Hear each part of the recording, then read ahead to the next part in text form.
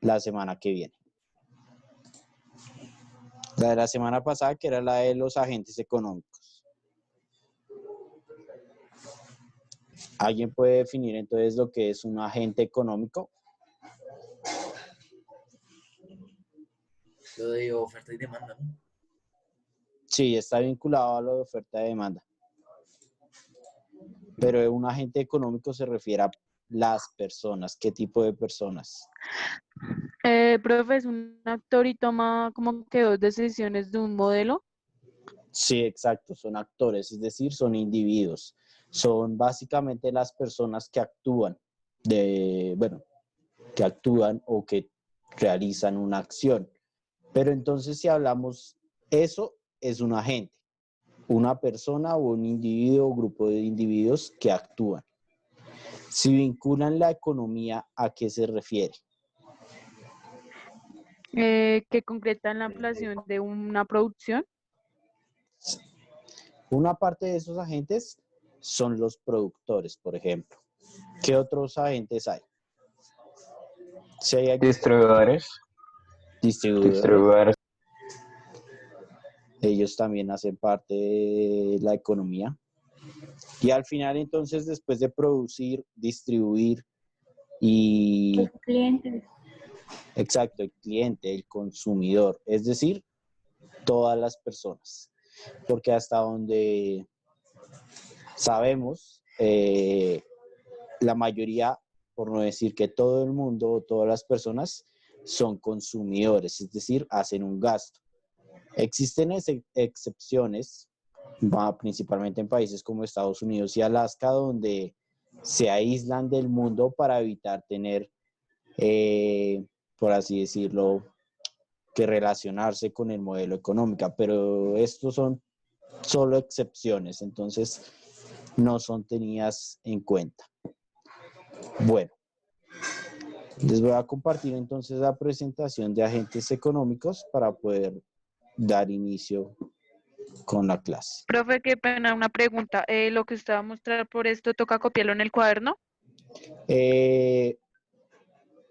Si quieren tomar apuntes. sí, pueden, pero pues es que aquí se los voy a explicar de una manera como más sencilla, con más ejemplos. Está en la guía, lo que yo les dicto está en la guía, pero ya con un lenguaje más tecnificado. Pero más o menos como que tomar apuntes, pero para mostrar que nosotros hicimos algo así. Ah, bueno, que si me tienen que enviar registro de los apuntes que tomen en estas clases, no. Pues es para ustedes más que todo. Pero sí, a mí no me... O sea, ya va como en cada uno si quiere o no, ¿no? Sí. Es para que más adelante, si llegamos a tener la oportunidad de hacer exámenes, pues tengan apuntes ya con sus propias palabras. Bueno. ¿Sí pueden ver lo que les compartí? Sí, señor. Sí, señor. Sí, señor. Sí. Bueno, los agentes económicos. Básicamente podemos dividir a los agentes económicos en dos grandes grupos. El primer grupo es el individuo, la parte individual, es decir, cada persona, cada sujeto. Aquí es un grupo demasiado amplio, muy difícil de estudiar, porque si nos pusiéramos a analizar cada transacción económica, cada relación económica y cada acción individual, tomaría demasiado tiempo. Es por eso que este grupo económico de los individuos es más que todo racional, es decir, se considera que existe una acción individual, que cada persona es un agente económico y que cada uno tiene acciones económicas. Sin embargo, y es ahí donde entra el problema, ya entrar a analizar queda mucho más complicado, puesto que no nos permite hacer un análisis concreto de cada persona. Es demasiado complicado debido a la gran cantidad de individuos. Por eso se tienen en cuenta los siguientes grupos a nivel individual. A nivel individual, permítanme un segundo, que creo que está un poco desorganizado acá. Ya les vuelvo a compartir esto un momento.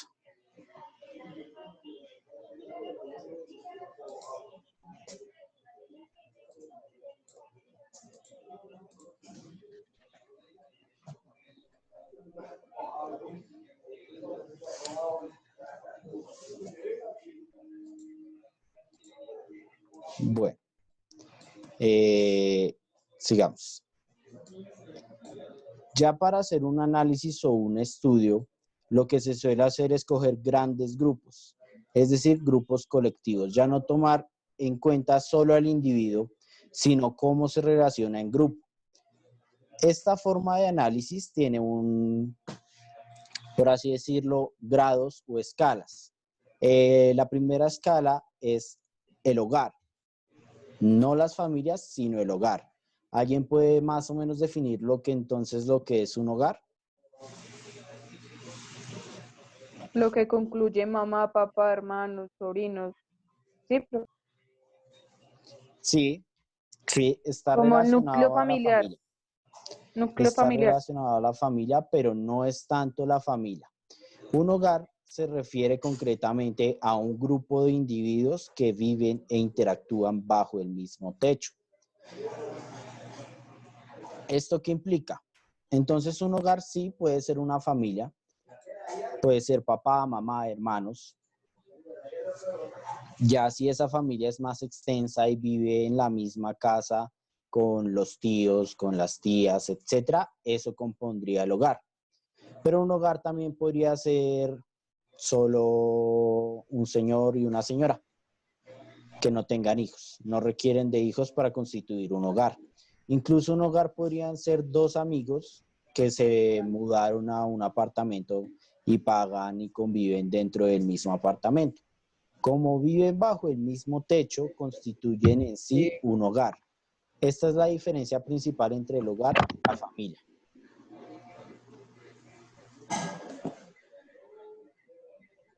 ¿Sí comprenden la diferencia? Sí, señor. Es Sí, eso, señor. totalmente. La familia Sí, sí señor. es extensiva, pero los hogares, para medirlos, se hacen en base al espacio físico en el que conviven, al espacio donde interactúan. No requiere que haya una relación consanguínea o de sangre. ¿Qué es importante entonces conocer en cuanto a los hogares? En cuanto a los hogares,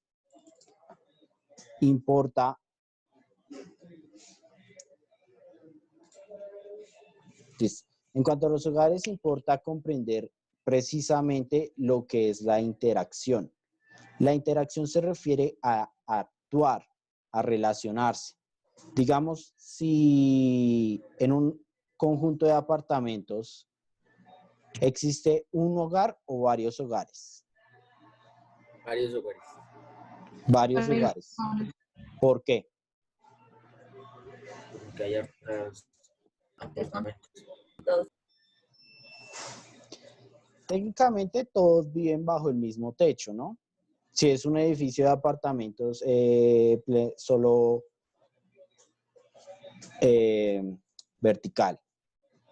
Técnicamente todos viven bajo el mismo techo, es un mismo edificio. Pero están interactuando constantemente, es decir, cada grupo. Sí, porque cuando, o sea, se van a como que a bajar, o sea, la basura, ahí constantemente se van a ver. Sí, pero a lo que me refiero es que, claro, hay interacción en la medida que ocupan un mismo espacio, pero cada persona conoce lo que sucede al interior de cada apartamento o hay ciertas cosas que se llegan a desconocer. Hay Ustedes cosas conocen varias cosas de Hay cada ciertas cosas apartamento que se es reconocen. solito, separado. O sea, están todos en uno, pero a la vez están separados. Sí, exacto. Ellos tienen que interactuar, tienen que relacionarse porque viven en un mismo espacio. De no interactuar o de no relacionarse serían categorizados como no antisociales, porque eso se refiere a otra cosa, sino asociales, es decir, o sino como malcarados, descorteses, etcétera. Por obvias razones, todo el mundo tiene que interactuarse, todo el mundo tiene que interactuar. Eso implica ciertas consecuencias ya a nivel social, no llevar a cabo dichas actividades. Sin embargo, para constituir un hogar, tienen que interactuar constantemente y tienen que vivir y conocer a plenitud lo que ocurre con la otra persona. No quiere decir que entonces, si no saben completamente lo que vive una persona, entonces no hacen un hogar. No, con que constantemente estén en el mismo espacio y comprendan las actividades que realiza el otro, ya se constituye un hogar. No es el gran hermano y que toda acción que realice cada individuo va a ser vigilada dentro del hogar. Eso es un hogar, un grupo de personas que conviven e interactúan en un mismo espacio. Claro, en el caso de Colombia, mayormente estos hogares son constituidos por familias. Después de todo, la cultura colombiana es bastante familiar, es decir, está muy vinculada por la sangre. Existen países donde esta circunstancia no se presenta. Hay hogares de una sola familia o de una sola persona, de personas que ni siquiera tienen nada que ver entre sí, como por ejemplo países como Japón. En Japón esta cultura de la familiaridad no está tan presente. En el caso de Colombia sí, los hogares básicamente se podría decir que son las familias, porque al fin y al cabo en Colombia son casi lo mismo. El del grupo de los hogares es el primer nivel de análisis dentro de los grupos de agentes económicos. Ya después encontramos los siguientes. Podríamos hablar de un grupo, dividirlo en dos cuando nos referimos a las empresas. Existen primero empresas financieras. ¿Alguien se acuerda más o menos lo que entonces implica una empresa financiera? ¿De qué se encargan? ¿Qué actividad ocupan?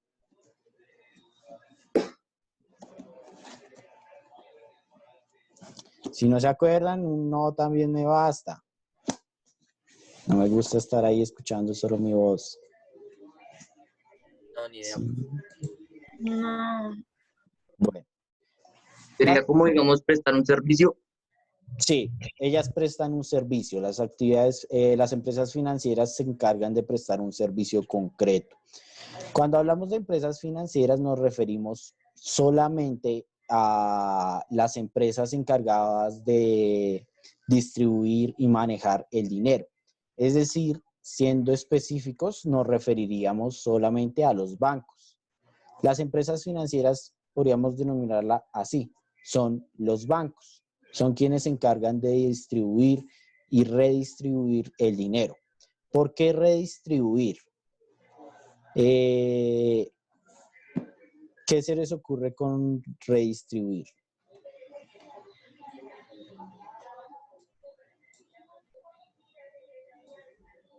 O sea, coger la plata de que ya está en existencia, lo que hacen es, como indica, repartirlo otra vez, no en partes iguales, ya que eso sería socialismo o comunismo, no recuerdo cuál, y sino más bien a lo que una persona puede conseguir de dinero. O Es exactamente eso lo que se refiere a redistribuir. Encargada de distribuir el dinero, el Estado. El Estado es quien imprime el dinero y por ende tiene que distribuirlo. Los bancos se encargan de redistribuir el dinero en la siguiente medida. Las personas individualmente, a nivel individual, ¿qué hacen en los bancos? depositar y retirar plata. Depositan y retiran plata. A eso se le conoce básicamente con el nombre de ahorros. Las personas ahorran, reciben un ingreso de nómina y en los bancos colocan o ahorran su dinero. Esto siendo un tanto generales porque en Colombia existe ciertos dichos como que no puedes confiar en los bancos y por eso guardas tu dinero debajo del colchón. Pero bueno, eso ya va en particularidades. La mayoría de personas entonces utilizan los bancos para ahorrar. Es decir, hay un ingreso al banco. ¿Qué hace el banco con este dinero de los ahorros? Agarra ese dinero y lo invierte en empresas. De esa manera, aumenta las ganancias, es decir, el banco invierte en acciones y estas acciones le permite generar ganancias, lo que a su vez le permite darle una, por así decirlo, redistribución o un aumento a los ahorros de cada persona. Esta es la ganancia que se obtiene al ahorrar en un banco, que le van a dar un poco más de dinero, un poco más de ingreso por sus ahorros. Lo que hace la empresa, el banco, con esos ahorros es principalmente lo que hace es realizar préstamos. Con el dinero que reciben los bancos, realiza préstamos. Este préstamo les permite ganar dinero a partir de los impuestos y otras cosas de aumento al costo, lo que le permite pues generar mayor ganancia. ¿A quién creen que le das este préstamo los bancos? ¿Ustedes han escuchado las noticias últimamente a quién le están haciendo los préstamos los bancos? Las empresas, ¿no? A las empresas. En su mayoría estos préstamos de los bancos van a las empresas. ¿Pero empresas de qué nivel? ¿Grande, mediano, pequeño? Pequeñas y Empresas medianas. grandes. Sí. Con la situación actual, la mayoría de quejas es que a las empresas de mediano y pequeño nivel no se le están haciendo los préstamos, lo cual es perjudicial, obviamente. Claro, hay que apoyar a las grandes empresas. Por ejemplo, ahorita una gran empresa solicitó ayuda económica. ¿Alguien sabe cuál es? Es de aviones para viajar. Avianca. Sí. Avianca ahorita. Pero Bianca no está supuestamente titulada con Duque, algo así. O sea, la empresa más grande, ¿cómo va a necesitar plata? De hecho, Duque tiene por ahí un familiar en Avianca. Es la hermana es la que... Yo no voy a decir que hay intereses innecesarios, intereses familiares que pueden perjudicar la política ni nada de eso, en especial porque está grabado y estas clases se suben a YouTube, entonces no quiero dejar registro de algo así, después me andan buscando. No. Digamos que no es por nada de eso, que no tiene nada que ver que la hermana de Duque trabaja ahí, seguramente, pero sí. Avianca solicitó ayuda económica debido a la crisis. Que si puede que necesite ayuda, puede ser. No conozco los extractos bancarios o las cuentas económicas de Avianca para decir si la necesita o no. Puede que sí la necesite, puede que simplemente estén tratando de sacar ventaja, quién sabe. Habría que analizar ya a profundidad, pero eso solo le corresponde al Estado. Puede. ¿Cuál es el problema acá? Ya es algo de carácter moral. Mucha gente, especialmente en las redes sociales, se ha estado quejando de precisamente el que Avianca pide ayuda. ¿A alguien se le ocurre por qué se puede quejar la gente de esto?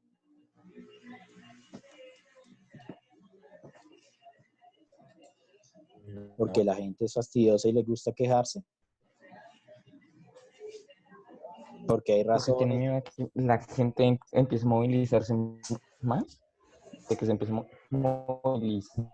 movilizar alrededor del país que posiblemente invierten.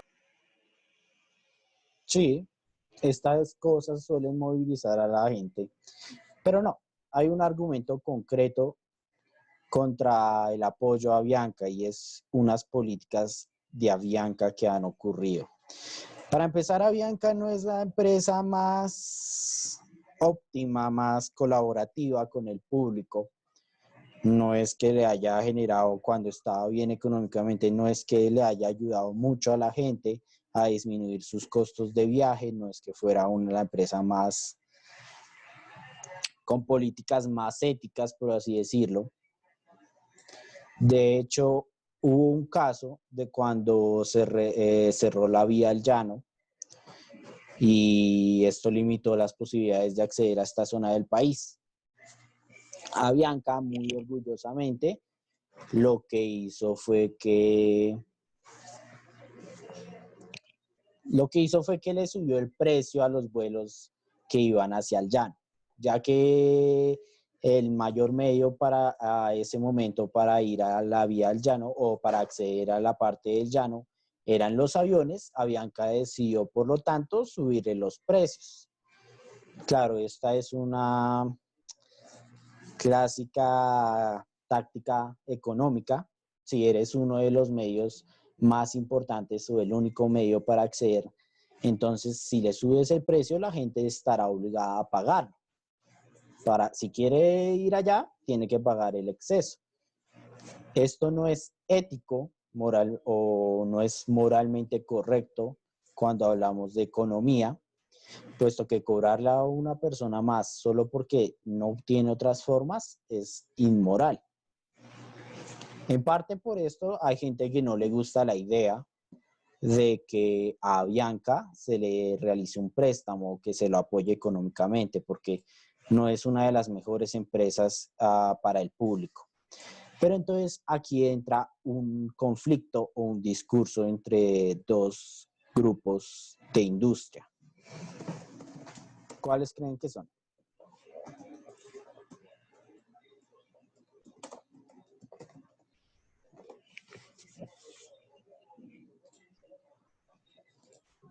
¿Alguien? ¿Podría repetirlo otra vez? El principal argumento que utilizan las personas para declarar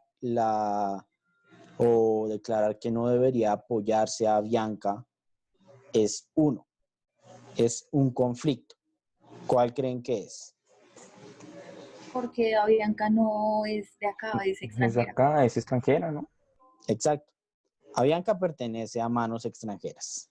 Entonces, el argumento principal para decir que no debe apoyarse a Avianca es el conflicto que ha existido entre las empresas extranjeras y las empresas locales. ¿De qué más o menos trata este conflicto? ¿Por qué hay un conflicto entre extranjeras y locales?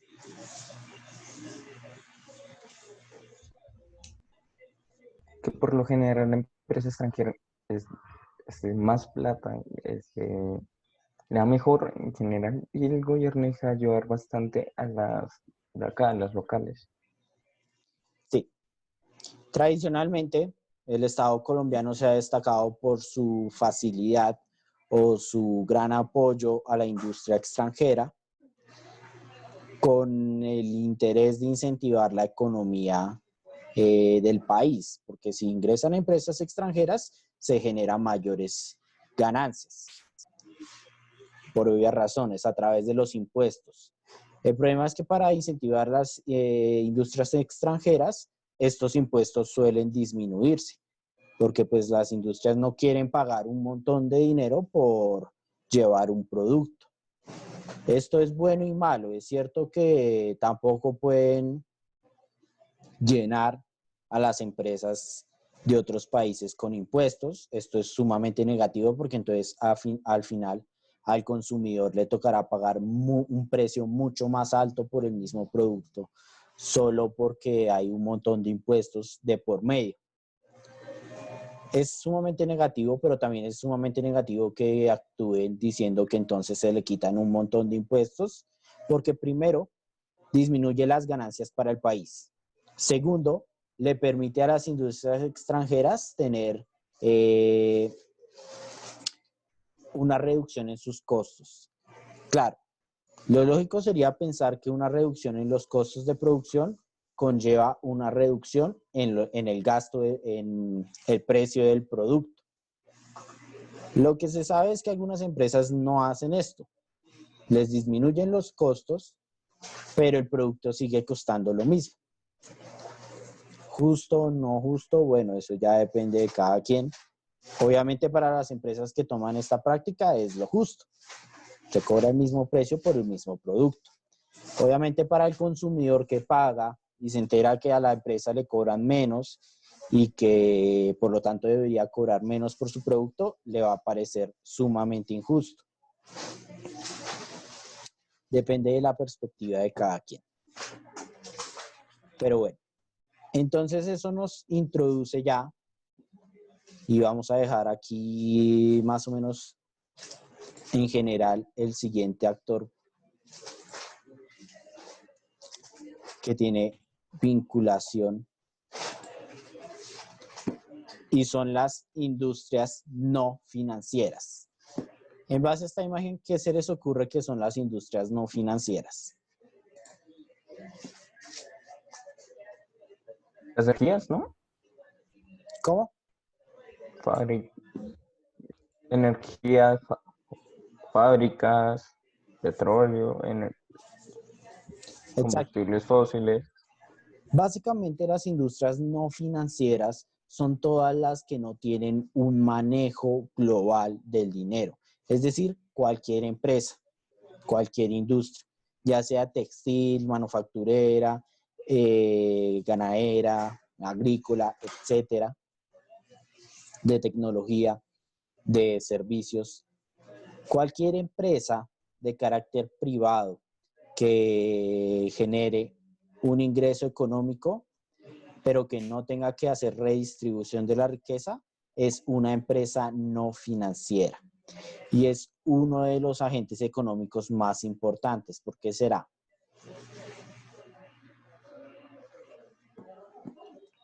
Porque son importantes las empresas. Porque prestan servicio, que nos prestan servicio a los consumidores. Son quienes dan un producto, son quienes prestan un servicio. Por ejemplo, el servicio, bueno, hay algunos que son de carácter público, pero claro, por ejemplo, presta un servicio de telefonía y de internet y es de carácter privado esa empresa. ¿Qué haría la gente si las empresas no prestaran estos servicios? ¿Qué harían las personas hoy en día sin internet, sin televisión, sin electricidad?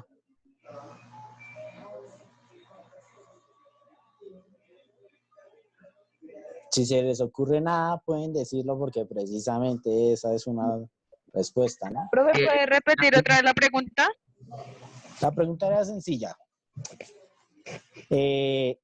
Sin servicio de internet, sin servicio de electricidad, sin servicio de telefonía. Sería gente difícil la comunicación. Hoy en día la gente, sí, en el caso específico que estamos diciendo, la comunicación se vería completamente cortada. Sin un servicio, hoy en día un servicio... No tendríamos clases virtuales. Exacto. En el caso específico de nosotros no tendríamos clases virtuales. Ustedes Sino como a la antigua, profe, o sea, si no hubieran clases virtuales nos tocaría ir hasta una biblioteca a buscar lo que nosotros necesitamos y eso. Si no habría internet ni nada de eso.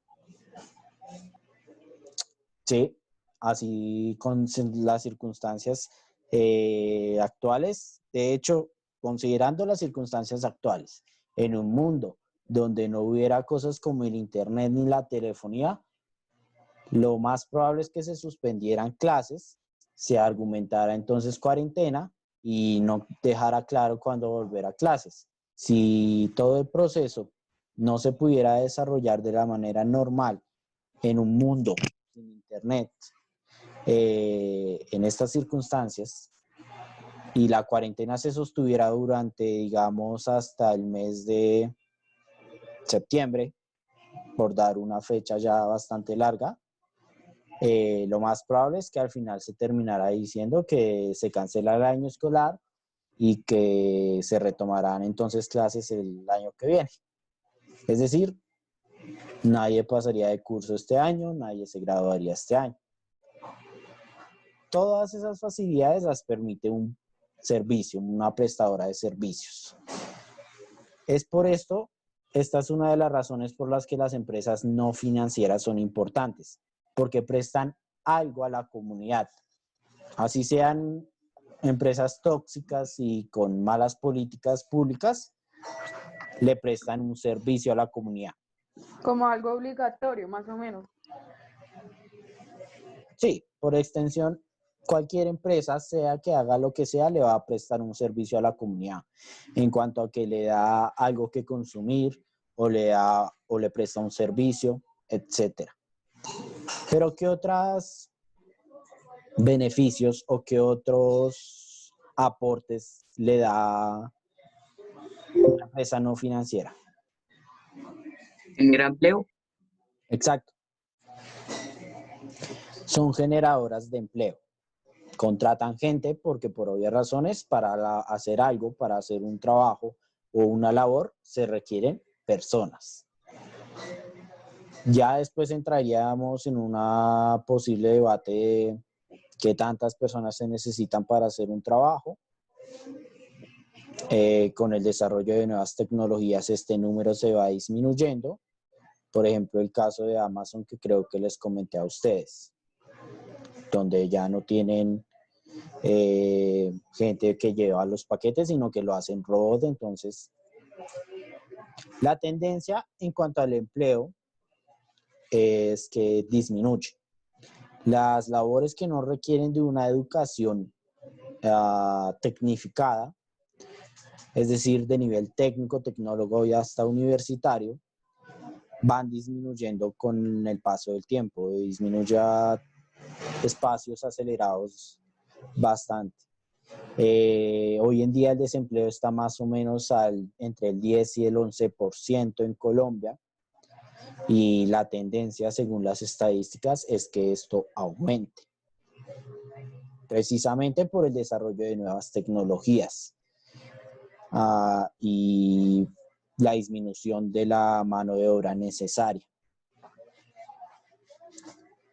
Lo que se cree entonces que la mayoría de trabajadores van a tener que, la mayoría de empresas del futuro que van a contratar gente van a ser las de servicios, es decir, las que solo se pueda hacer prestado por una persona. ¿A alguien se le ocurre un tipo de actividad que solo pueda ser prestada por una persona? Es decir, que no pueda ser reemplazada por un computador o un aparato tecnológico. Tratar médicamente a alguien. No. Sí, tratar médicamente a alguien. Médicamente en el sector de operación y en el sector complejo, por ahora. Porque países como Japón ya tienen máquinas y robots especializados que lo que hacen es decirle a la persona cuáles son sus síntomas, esto es lo que tiene la medicina. Japón básicamente está mucho más avanzado. Colombia, el caso de Colombia, sí, por lo menos durante unos años no va a haber este tipo de máquinas.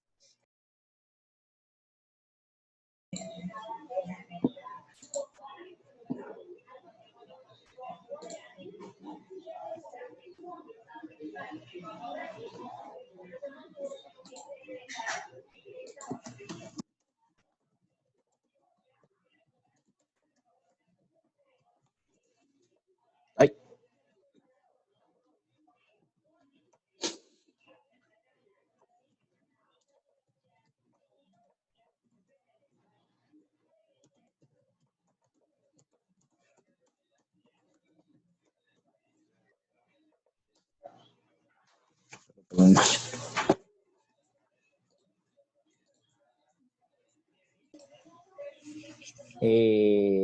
Básicamente esta inteligencia artificial terminó aprendiendo groserías, insultos, comportamiento inadecuado. Los creadores lo que querían era que la máquina sirviera para interactuar para la interacción entre personas y humanos de un modo adecuado, correcto y moralmente. Básicamente querían que la máquina aprendiera moralidad, que aprendiera un buen comportamiento. El problema radica en que terminó aprendiendo cosas inadecuadas. ¿A qué quiero llegar con eso?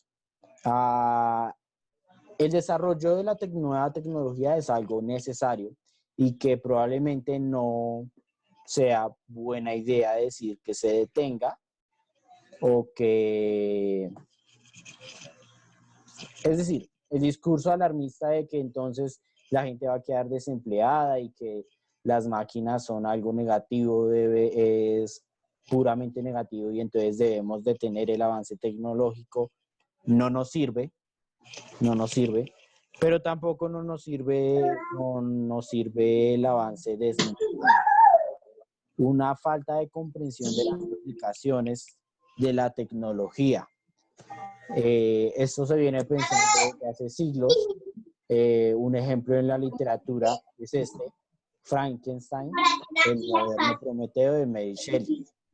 ¿Alguien más o menos sabe de qué trata Frankenstein?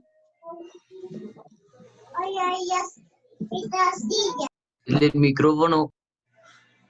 Profe, repita la pregunta, porfa. Frankenstein, siglo XIX. En términos generales, ¿de qué trata la historia de Frankenstein? ¿Qué enseñanza trata de dejar Mary Shelley con esta obra?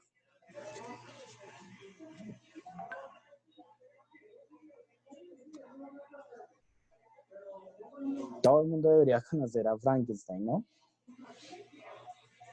¿Quién era Frankenstein? ¿Quién es Frankenstein? ¿Nada?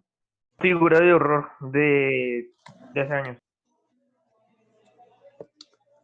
Frankenstein básicamente es una creación de la ciencia. Un científico cuyo apellido era Frankenstein creó o resucitó una persona de manera deformada. ¿Por qué esto es importante? Desde el siglo XIX se comenzó a generar el temor al desarrollo desmedido de la ciencia y la tecnología. La idea de crear algo que tienda a destruir a su mismo creador. Esto también se ve en referencias culturales más modernas, como por ejemplo Ultron en la película de los Vengadores de la Era de Ultron. ¿Por qué? Sirve como ejemplo también. Esa sí tiene que conocerla, ¿no? Age of Ultron. Sí, no. Básicamente, Ultron, ¿qué es? Una creación. Terminan encontrando que el mal es el mismo humano.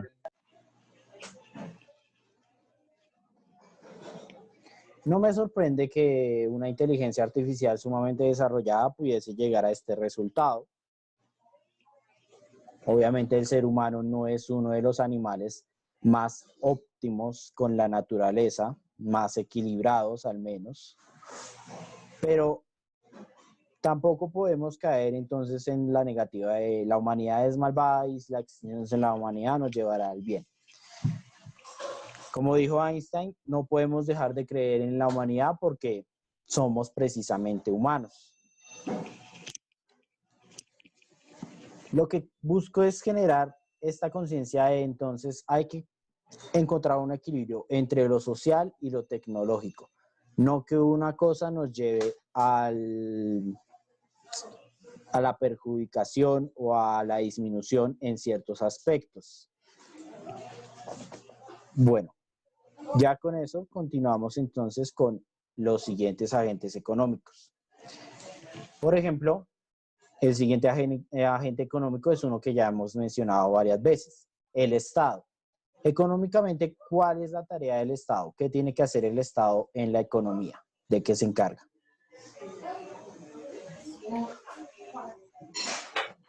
Solventar las necesidades del pueblo y dirigirlo.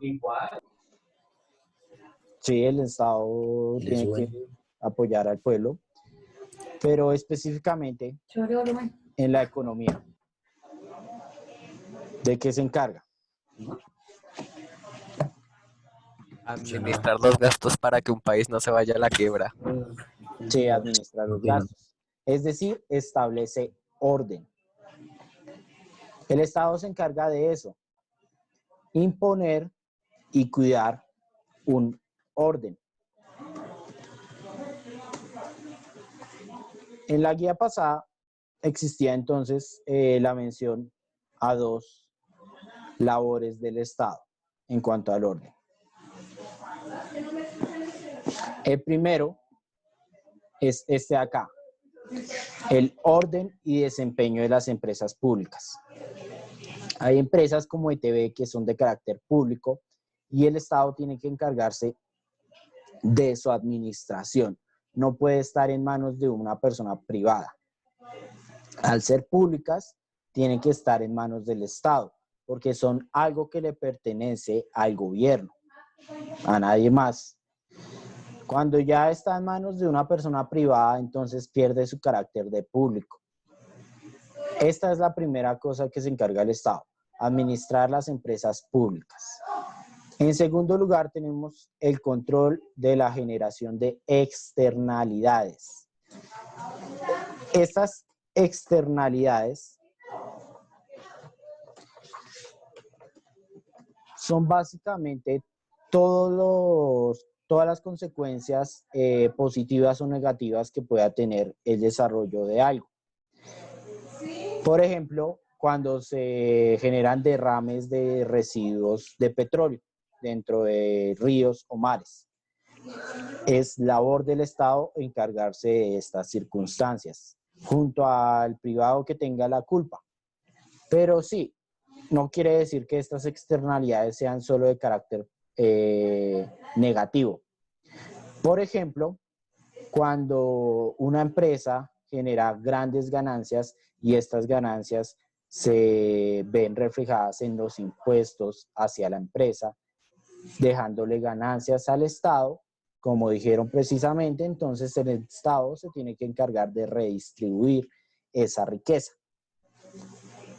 Básicamente esas son las dos labores de un Estado: controlar las empresas públicas y asegurarse de que el excedente o las consecuencias de la industria se organicen de un modo adecuado. Cuando un Estado falla, ¿qué puede pasar? ¿Se caen? ¿Cómo? Pues se caería todo, ya no habría como prácticamente algo de sustentación, algo así para que el pueblo pueda salir adelante. Entonces, un desbalanceado de la economía.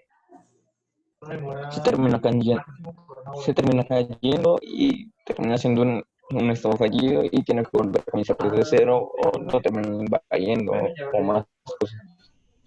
Cuando el Estado El falla, diario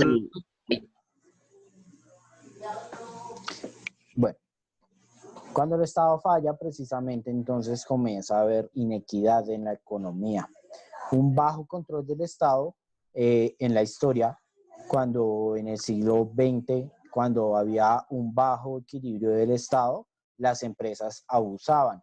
Es decir, le pagaban salarios muy bajos a los trabajadores, los hacían trabajar durante más de 18 horas. La edad mínima para trabajar en Europa era 10 años. A los 10 años, debido a los bajos salarios, toda la familia tenía que estar trabajando. Por eso esto es más que todo ya en el siglo XVIII, a inicios de la Revolución Industrial. ¿Qué ocurría? Como los salarios eran tan bajos, mujeres y niños tenían que trabajar. Uno diría, bueno, la mujer trabajaba, los niños sí, obviamente está mal, pero bueno, la mujer trabajaba, el hombre trabajaba, generaba ingresos. ¿Cuál era el problema durante el inicio de la Revolución Industrial? Pues que tanto a niños como a mujeres se les pagaba un salario aún más inferior que al de los hombres. Esto era inicios del capitalismo, inicios de la Revolución Industrial.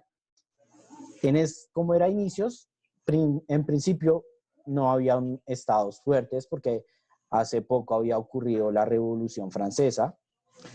El modo de producción capitalista era algo muy nuevo como para que hubieran políticas públicas reales.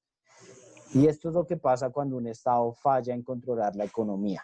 Es uno de los aspectos.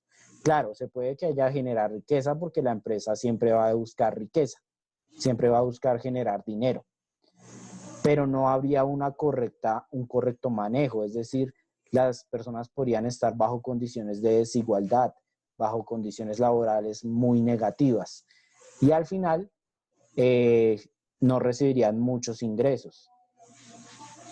Ya después, si analizáramos la historia de todo el capitalismo y todo el modelo industrial, este modelo de inequidad terminaría llevando a una crisis económica del modelo capitalista, porque como le pagaba muy poco a los trabajadores, entonces no había consumidores, ya que no recibían un salario óptimo, no tenían cómo pagar los productos que se generaban. Obviamente esto generó pues una crisis. Si no hay quien compre, no importa cuántos productos tenga en el mercado. Ya después, cuando en el mundo actual o en la época moderna, la intervención estatal ha disminuido bastante, pero aún así se mantiene. Disminuyó bastante en la medida en que existen las empresas multinacionales que ya no se ubican en un solo país. Esto ha llevado pues que la influencia estatal sea inferior. Ya casi el Estado no debe intervenir o no interviene dentro de las actividades económicas. Por ahora Colombia pues mantiene un equilibrio más o menos con lo que ya hemos visto de inequidades entre las empresas extranjeras y locales, un alto nivel de desempleo, salarios un tanto negativos, como por ejemplo el caso de los recién graduados en Colombia. Un universitario recién graduado en Colombia, de hecho, tiene bastante probabilidades de que en varias empresas le ofrezcan el mínimo legal. Pues a nadie le gusta esto, pero pues es lo que se presenta. Estos son los problemas de cuando no hay un buen control estatal. Algunas empresas entonces empiezan a aprovecharse de los vacíos legales. El último agente económico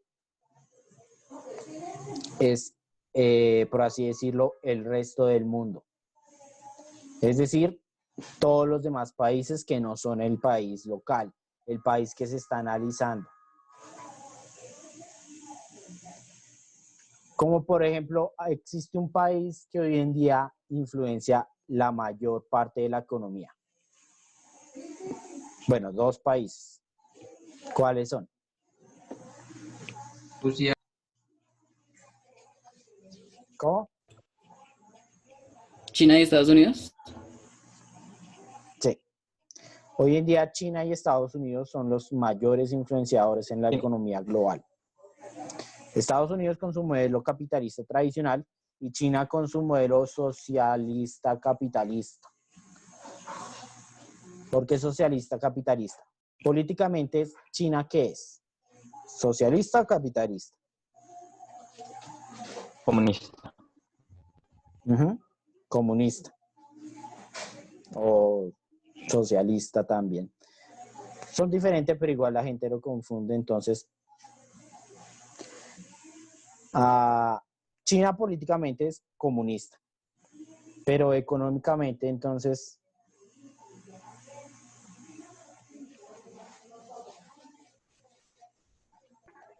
Es capitalista, exacto.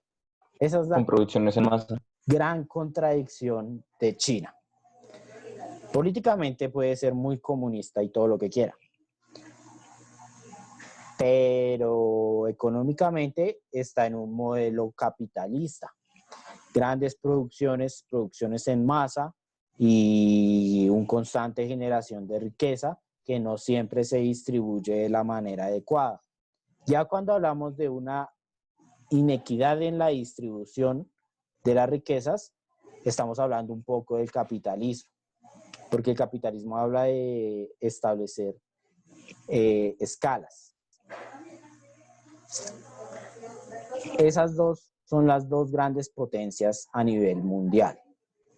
Este último agente Entonces, es uno, por así decirlo, todos tienen su importancia, pero este es el que mayor influencia a las economías como un país como Colombia.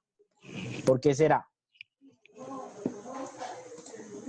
¿Colombia qué es? O mejor dicho, Estados Unidos, ¿qué es? ¿Un país desarrollado o subdesarrollado? Desarrollado, mientras de que nosotros estamos subdesarrollados.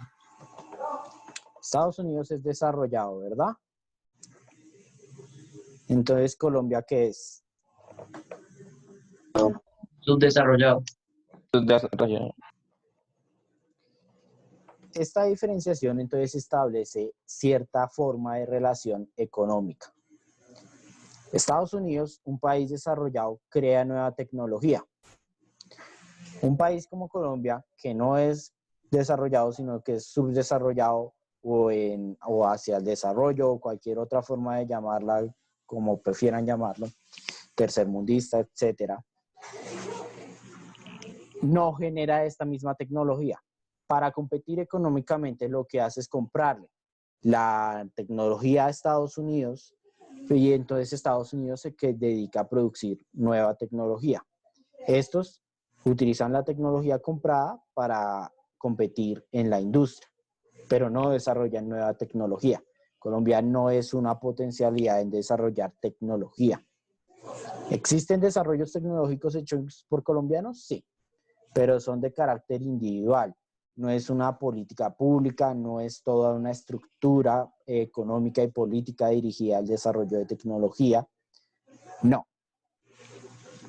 Estados Unidos, que está todo el tiempo desarrollando nueva tecnología, hace que países como Colombia dependan económica y tecnológicamente de él, ya que para competir en el mercado tiene que estar comprando constantemente la tecnología estadounidense.